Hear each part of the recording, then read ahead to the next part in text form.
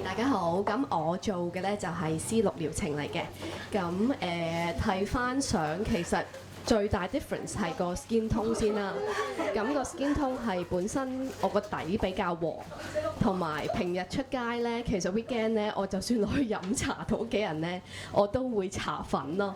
咁係接受唔到自己個 tone 係，尤其是啲鼻邊位啊、個嘴唇上面、下巴都係比較黃嘅。咁基本上做完4次，見到張相個效果都已經好好白翻晒。咁另外就係最在意其實係左邊面顴骨位有笪斑嘅。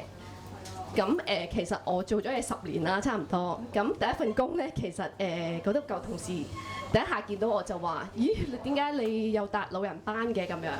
咁當時我其實都係廿幾歲。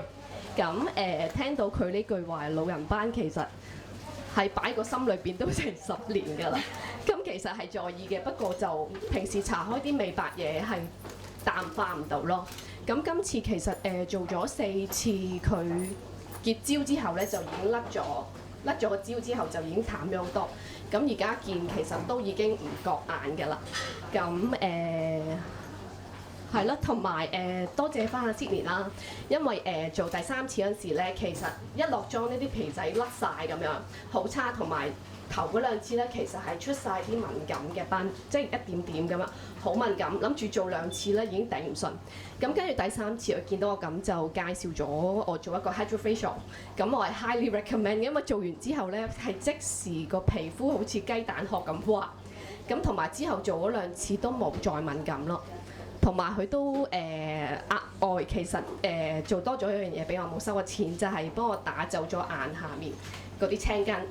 咁我而家係遮，就算要遮瑕膏咧，其實都薄薄地一層就遮到個眼圈㗎啦。咁係啦，再一次多謝阿 Sydney 同埋 Pretty Magical 同埋阿 Mandy 啊 Cherry 咁樣，多謝晒。